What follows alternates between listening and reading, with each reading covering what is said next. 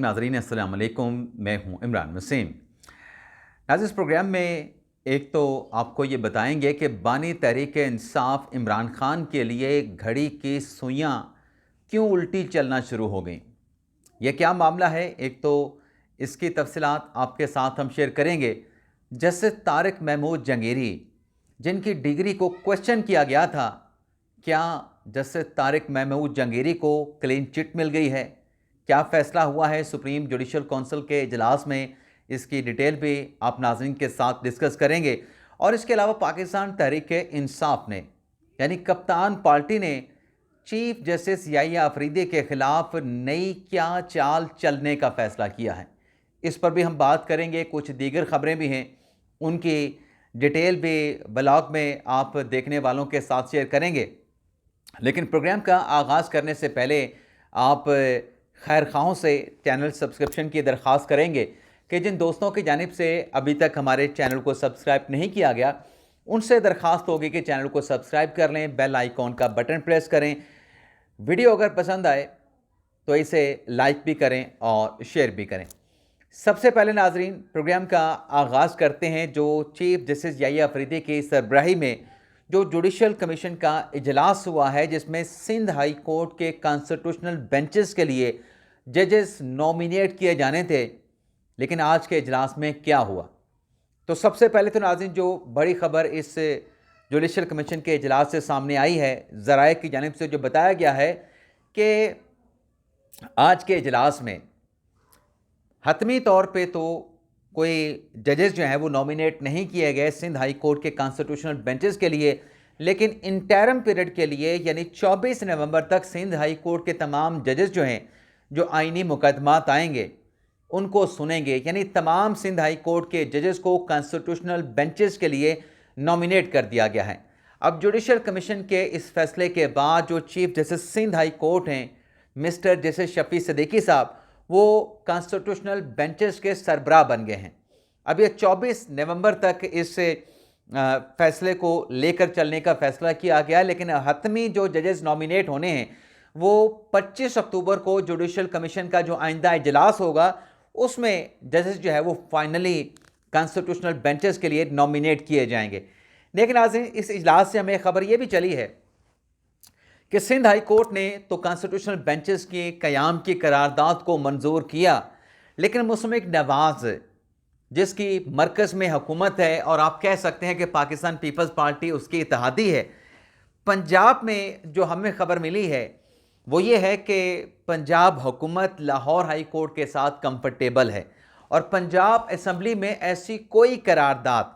जिसके ज़रिए Lahore high court में कॉन्स्टिट्यूशनल बेंचेस बनाए जा सकते हैं, कॉन्स्टिट्यूशनल बेंचेस के लिए जजेस नॉमिनेट किए जाते हैं, ऐसी कोई करारदाद पंजाब असम्बली से मंजूर नहीं करवाई जाएगी। यानी सिंध हाई कोर्ट में तो कॉन्स्टिट्यूशनल बेंचेस भी होंगे, उन बेंचेस के लिए जजेस नॉमिनेट किए जाएंगे, लेकिन सबसे बड़े सूबे में ऐसा कुछ नहीं होगा। ना सिर्फ पंजाब में ऐसा नहीं होगा, बल्कि इस बात का इम्कान भी है कि पाकिस्तान तहरीक इंसाफ जिसने 26वीं आइनी तरमीम की मुखालफत की थी, हो सकता है कि उनकी तरफ से भी खैबर पख्तूनख्वा की असम्बली में ऐसी कोई करारदाद पास करके पेशावर हाई कोर्ट में कॉन्स्टिट्यूशनल बेंचेस हो सकता है कि ना बनवाए जाएं और ना ही कॉन्स्टिट्यूशनल बेंचेस के लिए जजेस को नॉमिनेट किए जाएं। और इसी से मिलती जुलती नाज़रीन जो खबरें हैं वो बलोचिस्तान से भी आ रही हैं कि ग़ालिबन वहाँ पर भी कॉन्स्टिट्यूशनल बेंचेस के लिए जजेस नॉमिनेट करने के लिए प्रोविंशियल असम्बली से कोई करारदाद जो है फ़िलहाल मुस्तकबिल करीब में आने का इम्कान नहीं है। एक तो नाज़रीन ये जुडिशल कमीशन के इजलास से जो हमें खबर चली है, ये खबर आप नाज़रीन के साथ शेयर हो गई। दूसरी खबर नाज़रीन जो चीफ जस्टिस याहिया अफरीदी साहब की सदारत में सुप्रीम जुडिशल काउंसिल का जो इजलास हुआ है, इस इजलास से नाज़रीन चंद बड़ी अहम खबरें सामने आई हैं। एक तो नाज़रीन इस इजलास की जो सदारत है, आप जानते हैं कि चेयरमैन हैं chief justice of Pakistan justice Yahya Afridi, उनकी सदारत में इजलास हुआ है। इजलास में justice Mansoor Ali Shah, justice Muneeb Akhtar, Islamabad high court के चीफ जस्टिस आमिर फारूक और बलोचिस्तान हाई कोर्ट के चीफ जस्टिस हाशिम काकर साहब ने जब शिरकत की है। इस इजलास में नाज़रीन एक तो जो 6 जजेस का ख़त है और जो जुडिशल काउंसिल का कोड ऑफ कंडक्ट है उसका जायज़ा लिया गया। और कोड ऑफ कंडक्ट का जायज़ा लेने के बाद जजेस के ख़त का और ख़त में जो हसास इदारों पर जो मदाखलत के इल्ज़ामात लगाए गए हैं, उन इल्ज़ामात का जायज़ा लेने के बाद जो मुशावरत है कि कोड ऑफ कंडक्ट कैसा हो और उस कोड ऑफ कंडक्ट का जो तमाम दीगर जो मुख्तलिफ इदारे हैं उन इदारों के सरबराहान पर भी, यानी जहाँ से मुदाखलत का अंदेशा है उन इदारों के सरबराहान पर भी कैसे जजेस के कोड ऑफ कंडक्ट का इतलाक़ हो सकता है, तो इस मामले पर जो मुशावरत है वो वसी करने का फैसला किया गया है और आइंदा इस जुडिशल कमीशन के इजलास में इस हवाले से हतमी तौर पे बड़े फैसले का इम्कान है। और जुडिशल कौंसल का अलग से सेक्रेटेरिएट बनाने का भी फैसला हुआ है और कौंसल के अरकान की तरफ से चीफ जस्टिस याही अफरीदी को ये मैंडेट दिया गया है, ऑथोराइज किया गया है कि आप कौंसल के सेक्रेटरी के लिए किसी कम्पिटेंट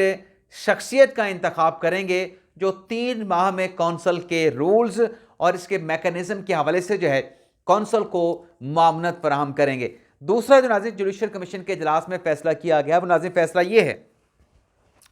कि 10 कंप्लेंट जो कि जजेस के खिलाफ थी, आला अदलिया के जजेस के खिलाफ, अब आला अदलिया में हाई कोर्ट्स भी आ जाती हैं और सुप्रीम कोर्ट ऑफ पाकिस्तान भी आ जाती है। तो इस जुडिशल कौंसल के इजलास में 10 जज साहबान के खिलाफ जो शिकायत थी उन शिकायत को खारिज कर दिया गया है। अब आप पूछ सकते हैं कि उन शिकायत को क्यों खारिज किया गया, क्या उसकी कोई इंक्वायरी हुई? तो नाज़रीन एक प्रोसीजर होता है, उस प्रोसीजर के तहत जब सुप्रीम जुडिशल कौंसिल में शिकायत आती हैं तो किसी जज को भिजवाई जाती हैं। वो जज साहब जो हैं वो मंसूर शाह साहब भी हो सकते हैं, मुनीब अख्तर भी हो सकते हैं। तो उस जज साहब की तरफ से कोई ना कोई ओपिनियन आने के बाद ही आज का जो इजलास है उसमें 10 जज साहबान के खिलाफ जो शिकायत थी ये कहा गया है कि उन शिकायत के साथ कोई ऐसा एविडेंस, कोई ऐसे शवाहिद नहीं लगाए गए थे, कोई सबस्टांस उस लगाए गए इल्ज़ामात और शिकायत में नहीं था, तो लिहाजा वो 10 शिकायत जो है वो खारिज की जाती हैं। अब ये 10 जज साहबान के खिलाफ शिकायत तो खारिज कर दी गई, लेकिन मैं यहाँ पे आप देखने वालों को रिमाइंड कराना चाहूँगा कि जब काजी फायसा साहब के दौर में जुडिशल कौंसिल का इजलास हुआ था तो बाज़ाब्ता तौर पर जो प्रेस कॉन्फ्रेंस, जो प्रेस रिलीज जारी की गई थी उसमें जजेस के नाम भी बताए गए थे कि किन जजेस के खिलाफ शिकायत का जायज़ा लिया गया और उसमें ख़ास तौर पे जिन जजेस को क्लीन चिट मिली थी, जैसे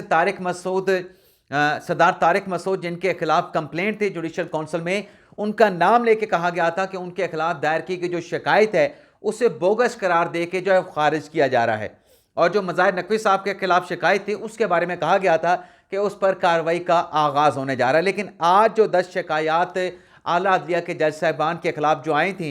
जिसे नाकाबिले समाअत करार देते हुए, मबाद के बगैर, शवाहिद के बगैर करार देते हुए खारिज किया गया है। फैसला तो बहुत अच्छा है कि 10 जजेस के ऊपर जो इल्ज़ामात लगाए गए थे उन इल्ज़ामात से उन जजेस को क्लीन चिट मिल गई है, लेकिन अभी तक ये जो मौमा है वो अपनी जगह पे मौजूद है कि किन जजेस को इन 10 शिकायत के अखराज से मुस्तरद होने से क्लीन चिट मिली है। आपको याद होगा कि जो इस्लामाबाद हाई कोर्ट के जज साहब हैं मोहसिन अख्तर कियानी साहब, उनके खिलाफ भी एक शिकायत सुप्रीम जुडिशल कौंसिल में दायर हुई। तारिक महमूद जहांगीरी साहब की डिग्री को भी क्वेश्चन किया गया था। बाबर सत्तार साहब के खिलाफ भी दरख्वास्त दायर हुई थी, अरबाब ताहिर साहब के खिलाफ भी दरख्वास्त दायर हुई थी, आमिर फारूक साहब के खिलाफ भी दरख्वास्त दायर की गई थी। इसी तरीके से सुप्रीम कोर्ट के जजेस के खिलाफ भी कुछ शिकायत का इंदराज हुआ था, लेकिन जो 10 शिकायत खारिज की गई हैं इसमें नहीं बताया गया कि किस जज को जो है इन 10 शिकायत के मुस्तरद होने से क्लीन चिट मिली। अगर नाम आ जाते तो मेरे ख्याल से जिन जजेस के दामन पर ये संगीन इल्ज़ामात लगाए गए तो लोगों को ये भी पता चलना चाहिए था कि उन्हें आज सुप्रीम जुडिशल कौंसिल से रिलीफ मिल गया है और उनका नाम जो है, जो जजेस के एहतसाब का बड़ा फोरम है, जो अकाउंटेबिलिटी का फोरम है, वहाँ से उनको क्लीन चिट मिल गई है। इसके अलावा नाज़रीन जुडिशल कौंसिल के इजलास में यह भी फैसला किया गया है कि आइंदा आला अदलिया के जज साहबान के खिलाफ अगर इस नोयत की बोगस, बेबुनियाद, फ्रिवलेस यानी झूठी शिकायत आएंगी तो जो शिकायत इंदराज कराने वाले हैं यानी जो शिकायत कानूनदगान हैं वो अगर अपनी शिकायत, अपने इल्ज़ामात जज पे जो लगाए हैं वो साबित नहीं कर पाएंगे तो फिर उन लोगों के खिलाफ भी जो है सख्त एक्शन लिया जाएगा। ये नाज़रीन जो फैसला है बज़ाहिर तो लगता है कि इस मकसद के लिए किया गया है कि जजेस के खिलाफ झूठी शिकायत जो कि फिर मीडिया पर भी उनकी तशहीर होती है, इस सिलसिले को रोका जा सके। तो एक बड़ा अच्छा फैसला है नाज़रीन। अब नाज़रीन आ जाते हैं जो बानी पीटीआई इमरान खान के ख़िलाफ़ जो मैंने ख़बर देनी है कि इमरान खान के ख़िलाफ़ कैसे। वैसे नाज़रीन एक और ख़बर भी रह गई। आज जुडिशल कौंसिल के इजलास में एक बात यह भी हुई, एक तो जो कौंसिल के कमीशन के अरकान थे उन्होंने आज तारीफ़ की कि याह्या अफरीदी साहब ने बड़ा अच्छा उनको ज़राना दिया, बड़ा अच्छा खाना दिया। इटालियन कोई डिश बनी थी जिसे जुडिशल कमीशन के अरकान ने बहुत ज़्यादा पसंद किया। अब इटालियन डिश का उनको नाम भी नहीं आ रहा था, लेकिन उसकी तारीफ़ भी कर रहे थे और याह्या अफरीदी साहब की भी तारीफ़ कर रहे थे कि बड़ा अच्छा उन्होंने जो है आज हमारे लिए जो है हमें खाना जो है सर्व करवाया। दूसरा, इस इजलास के हवाले से ये खबर भी सामने आई है कि जो पाकिस्तान तहरीक इंसाफ के जो 2 रहनुमा हैं, जिसमें उमर अय्यूब साहब हैं, शिबली फराज साहब हैं, जो ख़बर मैंने थंबनेल पर जिक्र की कि तहरीक इंसाफ की कप्तान पार्टी की जैसे याह्या अफरीदी के ख़िलाफ़ नई चाल। अब आज के इस इजलास में जो मैंने एहसास किया, जो शिबली फराज साहब ने कुछ कलमात कहे जुडिशल कमीशन के इजलास में कि हम तो जी दहशतगर्द हैं, हमें तो दहशतगर्द बना दिया गया है। अब सवाल यह है कि शिबली फराज साहब ने बात क्यों की? शिबली फराज साहब ने बात इसलिए की कि जो उनके ख़िलाफ़ मुख्तलिफ पुलिस स्टेशन में जो इंसदादे दहशतगर्दी के कानून के तहत जो FIR का इंदराज है, तो दहशतगर्दी के मुकदमा दर्ज किए गए हैं। उसमें ज़ाहिर सी बात है जब आप नॉमिनेटेड होते हैं तो दहशतगर्दी के मुकदमे में नॉमिनेट होने के बाद आप कह सकते हैं कि आपको दहशतगर्द बना दिया गया है इस FIR के इंदराज के बाद। लेकिन ये कहना जो था शिबली फराज साहब का इस संजीदा फोरम पे, इस फोरम को गैर संजीदा करने की एक अटैम्प्ट भी लगती है। लेकिन दूसरा इससे बज़ाहिर जो तासर सामने आता है वो ये है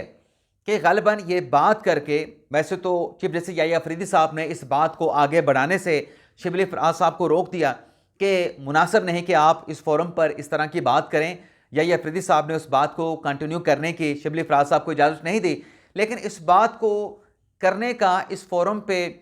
लेके आने का मकसद बज़ाहिर लगता है कि ये बातें करके कि हम तो देखें जी विक्टिम हैं, हमारे ख़िलाफ़ तो दहशतगर्दी के मुकदमात बनाए जा रहे हैं और हमारे जो सियासी मुखालिफ हैं उनकी हुकूमत है और उनकी तरफ से इस किस्म के मुकदमात का इंदराज किया जा रहा है। तो हम ये बातें करके जो चीफ जस्टिस याह्या अफरीदी साहब हैं उन पे दबाव बढ़ाएं, उनको अंडर प्रेशर लेके आएँ और अंडर प्रेशर लाने के बाद उनसे कोई फ़ायदा हासिल कर सकें या उनकी जो हमदर्दियाँ हैं वो हासिल कर सकें। ये मुझे बज़ाहिर ऐसा लगता है, जो मैंने तासुर लिया है कि याह्या अफरीदी साहब के ख़िलाफ़ एक नई चाल है कि उन्हें दबाव में लाकर जो है उनसे या तो फ़ायदा हासिल किया जाए। वैसे तो उमर अय्यूब साहब के statement chief justice Yahya Afridi साहब के हवाले से आपके सामने हैं कि वो ये कहते हैं कि चीफ जस्टिस याह्या अफरीदी जो हैं वो हमारे लिए काबिल एतराज़ चीफ जस्टिस हैं, यानी मुतनाज़ा चीफ जस्टिस हैं। दूसरी तरफ उस इजलास में जाके इस तरह की बात करना, तो इसका मतलब सीधा यही है कि ये हथकंडे हैं जो पाकिस्तान तहरीक इंसाफ कप्तान पार्टी जो है वो चीफ जस्टिस याह्या अफरीदी साहब के ख़िलाफ़ जो है वो इस्तेमाल करना चाहती है। जहाँ तक बात है इमरान खान साहब के ख़िलाफ़ घड़ी की सुइयां उल्टी चलने का, तो आज अडयाला जेल में 2 अहम मुकदमात की समाअत हुई है। एक तो नाज़रीन जो तोशाखाना 2 का मुकदमा है उसमें बरियत की दरख्वास्तों के ऊपर आज जो स्पेशल सेंट्रल अदालत है उसके जो जज साहब हैं शाहरुख अंजुमन साहब, उन्होंने बरियत की दरख्वास्तों पर जो दलाइल थे इमरान खान साहब, बुशरा बीबी साहब के मुकला की, उन दलाइल को मुकम्मल करवाया है। अब ये दलाइल मुकम्मल हो गए और जज साहब ने यह कहा है कि इन बरियत की दरख्वास्तों का जो फैसला है वो 12 नवंबर को सुनाया जाएगा। यानी खबर ये है कि 11 और 12 नवंबर जो हैं वो इमरान खान साहब और बुशरा बीबी साहबा के लिए फैसला कौन है। 12 को तो ये जो तोशाखाना 2 केस में बरियत दरखास्तें हैं इसका स्पेशल सेंट्रल अदालत फैसला करेगी, लेकिन 11 नवंबर को नाज़रीन ये होना है कि जो 190 मिलियन पाउंड केस का जो रेफरेंस है नैब का, इमरान खान और बुशरा बीबी साहबा एक्यूज़ हैं, 5 और भी एक्यूज़ हैं, लेकिन वो 5 एक्यूज़ जिसमें शहजाद अकबर हैं, फ़रा गोगी हैं, फ़रा खान हैं और मलिक रियाज हुसैन हैं, उनके ग़ालिबन और बेटे हैं या दामाद हैं, और भी कोई एक मुल्ज़म है। 5 मुल्ज़म जो है उन्हें अदालत, शहजाद अकबर साहब हैं, उन्हें अदालत की जानिब से एब्सकॉन्डर यानी मफरूर इश्तिहारी करार दिया जा चुका है। अब इस केस में होना ही है 11 नवंबर को कि आज जो जज साहब हैं राना नासिर जवेद राना साहब, उनकी तरफ से जो 79 सवालात पर मुश्तमिल जो क्वेश्चनर बनाया गया, जो इमरान खान साहब का और बुशरा बीबी साहबा का सेक्शन 342 का बयान रिकॉर्ड होना है, उस बयान के हवाले से कि आपने क्या बयान रिकॉर्ड कराना है, ये 79 यानी 79 क्वेश्चन हैं, सवालात हैं जिनका आप जवाब दे के अपना सेक्शन 342 का जो स्टेटमेंट है वो आपने 11 नवंबर को रिकॉर्ड कराना है। अब देखते हैं कि वो जो 79 सवालात पर मुश्तमिल क्वेश्चनर दिया गया है उसके इमरान खान साहब क्या जवाबात देते हैं, बुशरा बीबी साहबा क्या जवाब देती हैं, और फिर अपने दिफा में, यानी उन सवालों का जवाब तो देना है, अपने दिफा में क्या शवाहिद या किन गवाहों के नाम इमरान खान और बुशरा बीबी साहबा पेश करती हैं। तो देखते हैं 11 नवंबर को इस केस में क्या होता है। लेकिन आज की इस प्रोसीडिंग के बाद बज़ाहिर आज के दिन तक तो ऐसा लग रहा है कि यह केस जो है अब इसका काउंटडाउन शुरू हो चुका है, उल्टी जो घड़ी की सुइयां हैं वो उल्टी चलना शुरू हो चुकी हैं, और आइंदा आने वाले कुछ अरसे में, मुस्तकबिल करीब में, इस केस का फैसला जो है वो भी एहतसाब अदालत से आने का इम्कान जो है वो पैदा हो गया है। इजाज़त चाहते हैं नाज़रीन, अल्लाह हाफिज़।